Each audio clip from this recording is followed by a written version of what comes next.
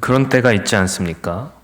기도했는데 아무 응답이 없을 때, 억울한 일을 당했는데 하나님이 안 보시는 것 같을 때, 열심히 믿은 것 같은데 삶이 좀 따라주지 않을 때, 그럴 때 세상이 한마디를 던지는 것입니다. 1절, 어리석은 자는 그의 마음에 하나님을 없다 하는도다.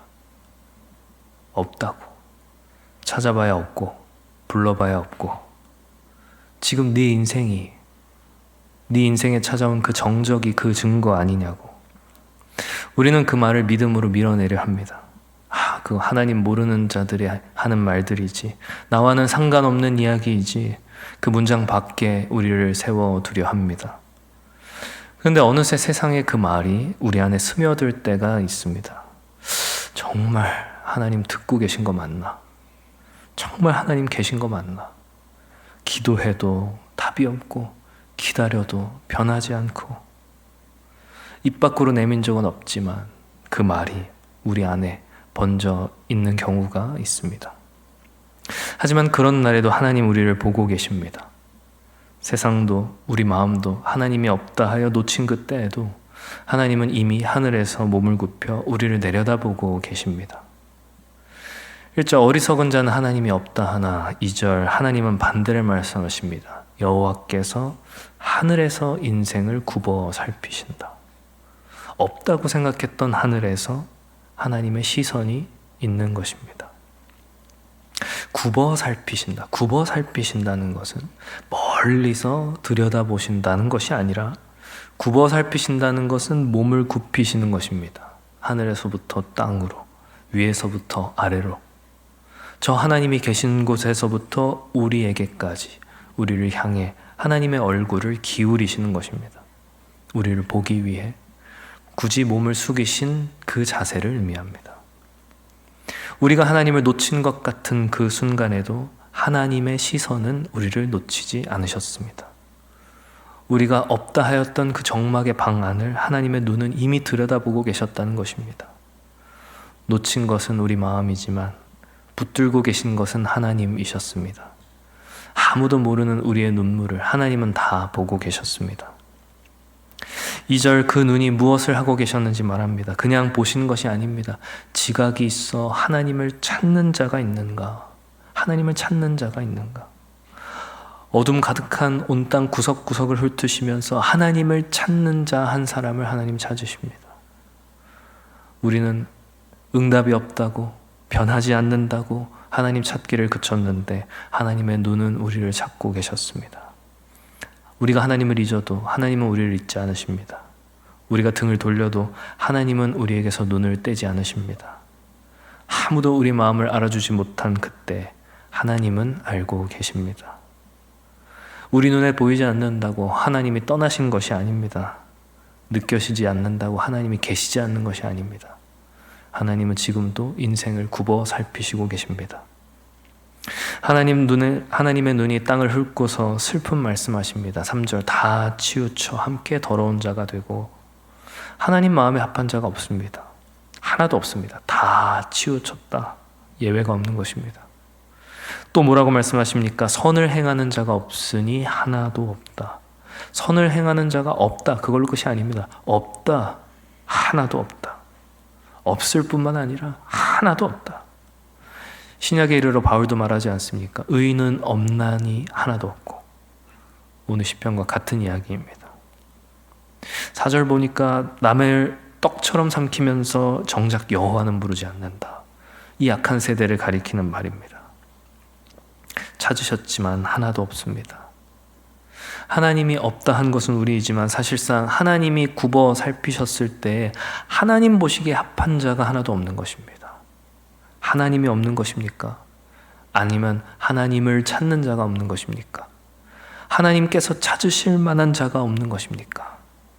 하나님은 하나님을 찾는 자를 지금도 찾고 계십니다. 찾으셨으나 하나도 없던 그 자리, 아무도 보지 못했던 그때 하나님은 홀로 허리를 굽혀 하나님을 찾는 자가 어디 있나, 나를 찾는 자가 어디 있나 살펴보고 계십니다. 그렇습니다. 사실 우리 기도에 하나님이 응답하지 않는 것이 아니라 하나님의 부름에 응답하는 자가 없는 것입니다. 하나님을 찾는 기도를 드리는 자가 없는 것입니다. 그래서 하나님이 이 땅에 내려오십니다. 굽어 살피시는 하나님의 시선, 그 시선 무엇입니까? 6절, 심판하러 보시는 눈이 아닙니다. 오직 여호와는 그의 피난처가 되시는도다. 우리를 숨기시고 덮으시는 피난처가 되시는 하나님의 시선입니다. 피난처는 무엇입니까? 숨을 곳입니다.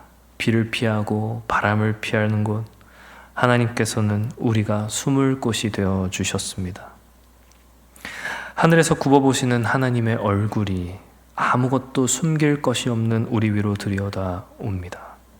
내려다보시는 그 굽은 하나님의 허리가 그대로 우리를 덮는 깊은 처마가 됩니다. 세상이 다 등을 돌려도 숨을 곳 하나 없어 보이던 바로 그때에도 하나님이 우리를 지켜주고 계십니다. 우리를 심판하기 위해 내려다보시는 것이 아니라 우리를 지켜주기 위해, 비바람으로부터 가려주기 위해 우리에게 허리를 굽혀 우리를 찾으시는 것입니다. 누구입니까? 가난한 자 무엇입니까? 아무것도 없는 자, 아무것도 자랑할 것이 없는 자, 자기 머리 위로 올릴 아무것도 없는 그에게 그 머리 위로 들이우는 하나님의 처마를 이야기하는 것입니다. 가난한 자는 세상에서 자랑할 소유가 없었지만 하나님이 그의 피난처가 되어주시는 것입니다. 떡 먹듯이 삼키는 세상 앞에서 수치를 당하던 하나님의 백성, 내밀 것이 없는 연약한 자들에게, 자신의 머리조차 가릴 것이 없는 자들에게 하나님께서 그 허리를 굽히사 피난처가 되어주시는 것입니다. 이 얼마나 큰 위로입니까? 하나님 저 먼 하늘에서 내려다보시는데 그치지 않으셨습니다. 그 하늘에서 이 땅으로 내려오셨습니다. 심판 아래 있던 우리에게로 우리를 지켜주시기 위해, 우리의 피난처가 되어주시기 위해 친히 내려오셨습니다. 그분이 누구십니까? 예수 그리스도이십니다. 어디까지 내려오셨습니까? 하나님이 없는 것 같이 살던 우리의 그 죄와 허물을 다 짊어지시고 십자가에 달려 죽기까지 하셨습니다. 저 십자가 위에서 어찌하여 나를 버리셨나이까 외치시며 그 바닥까지 내려와 우리 대신 하나님께 부르짖으셨습니다. 성경은 하나님이, 오늘 시편은 하나님을 찾는 자가 없다 하였지만 친히 우리를 대신하여 하나님께 부르짖음으로써 우리의 피난처가 되어주셨습니다. 그렇게 주어진 피난처입니다. 내밀 것이 없는 우리에게, 가난한 빈손인 우리에게 하나님이 거저 주신 것입니다. 세상도 우리 마음도 하나님이 없다 하던 그때 하나님 우리를 보고 계셨고 하나님 친히 내려오셔서 우리의 처마, 우리의 피난처가 되어주셨습니다. 사랑하는 성도 여러분, 말씀 맺으려 합니다. 7절, 이스라엘의 구원이 시온에서 나오기를 원하는도다. 시온에서 나온 구원, 온 백성을 돌이키신 그 구원이 우리에게 오신 예수 그리스도이십니다. 하늘에서 우리를 멀찍이 내려보시는 것이 아니라 친히 내려와 우리의 피난처가 되어주신 주님, 우리의 계속되는 밤을 끝내어 주신 그 아침, 영적 이스라엘에게 주신 그 아침이 바로 우리 주 예수 그리스도입니다. 그렇다면 우리 기쁨의 근원이 어디에 있겠습니까? 포로된 곳에서 돌이키시는 하나님의 은총이 여기 있습니다. 피난처가 되시는 하나님께서 친히 우리 곁에 오셨습니다. 우리의 피할 바위요 반석이 되어주셨습니다. 우리는 하나님을 찾지 않았지만 하나님이 먼저 우리를 찾아와 주셨습니다. 그뿐만이 아닙니다. 하나님은 지금도 우리에게 허리를 굽혀 우리의 인생을 계속해서 굽어 살피시고 계십니다. 우리 안에 계신 성령께서 바로 그 증거입니다. 주의 은혜를 구하며 주의 영을 구하는 자들에게 하나님께서는 오늘도 이 아침 성령을 부어주실 것입니다. 하나님을 찾는 자로, 그리스도 안에서 하나님께 피하는 자로 우리를 세워주실 것입니다.